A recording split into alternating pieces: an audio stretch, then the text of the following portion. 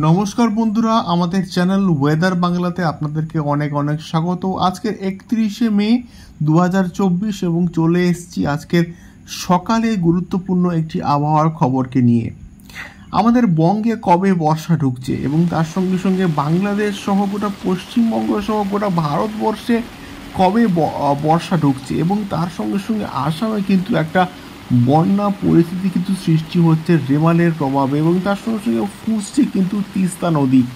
সবটাই বলবো এই ভিডিওর মধ্যে। আপনারা দয়া করে ভিডিওটি একদম শেষ অবধি দেখবেন এবং নতুন হলে অবশ্যই কিন্তু সাবস্ক্রাইব করে আমাদের সঙ্গে থাকবেন। আলটিমেটলি কিন্তু বঙ্গে এবার বর্ষা ঢুকছে এবং কিছুটা সময়ের আগেই এই বর্ষা কিন্তু প্রবেশ করছে আমাদের দুই বাংলাতে। জেনারেলি কি হয়, আমাদের মে মাসের শেষ অথবা কিন্তু জুনের সেকেন্ড উইকের দিকে কিন্তু মোটামুটি বর্ষা আমাদের দুই বাংলাতে প্রবেশ করে এবং এটা কিন্তু ইতিহাস কথা বলছে। কিন্তু এইবারে কিন্তু এর উল্টো জিনিসটা ঘটতে চলেছে। তার কারণটা হচ্ছে এইবারে কিন্তু কেরলে অলরেডি কিন্তু বর্ষা ঢুকছে আগামী 24 থেকে 48 ঘন্টার মধ্যে এবং যার ফলে আস্তে আস্তে প্রাথমিক অবস্থায় কেরলে কিন্তু বর্ষা ঢোকে এবং তারপরে কিন্তু ঢুকে উত্তরবঙ্গে, অর্থাৎ আমাদের উত্তরবঙ্গ দার্জিলিং, মালদা, কালিম্পং, সিকিম এবং তার সঙ্গে সঙ্গে আসামের বিস্তীর্ণ এলাকাতে কিন্তু জেনারেলি সবার প্রথম বর্ষা ঢোকে এবং সেই বর্ষাটা কিন্তু আস্তে আস্তে তার পরবর্তীকালে আমাদের পশ্চিমবঙ্গের দক্ষিণের উপকূলবর্তী অংশ, কলকাতা, বীরভূম এবং পশ্চিম দিকের খড়গপুর, এই সমস্ত জায়গায় কিন্তু বর্ষা প্রবেশ করে। তো এইবারে কিন্তু সেই ব্যাপারটা কিন্তু সম্পূর্ণ উল্টো ঘটতে চলেছে। তার কারণটা হচ্ছে পশ্চিমবঙ্গে এবারে কিন্তু বর্ষা ঢুকতে পারে জুন মাসের ফার্স্ট উইক এবং 10 তারিখের মধ্যে, এমনটাই কিন্তু মোটামুটি খবর আসছে এবং উপগ্রহ চিত্র কিন্তু সেই খবরটাই আমাদেরকে জানাচ্ছে।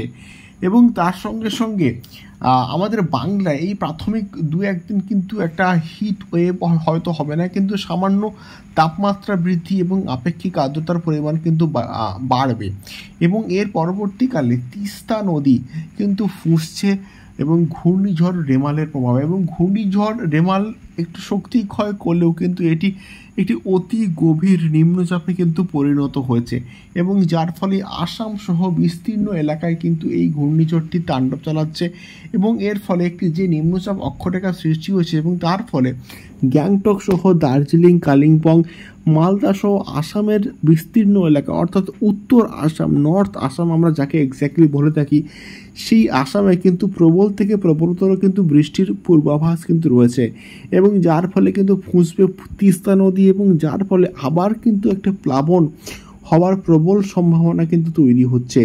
সো এটাই ছিল মোটামুটি খবর আজকের আবহাওয়া। আপনারা নতুন হলে অবশ্যই কিন্তু সাবস্ক্রাইব করে আমাদের সঙ্গে থাকবেন এবং চ্যানেলে নতুন হলে অবশ্যই কিন্তু ভিডিওগুলিকে শেয়ার করবেন। দেখা হচ্ছে পরবর্তী ভিডিওতে আবহাওয়া সংক্রান্ত আরও অনেক আপডেটস নিয়ে। নমস্কার, ধন্যবাদ।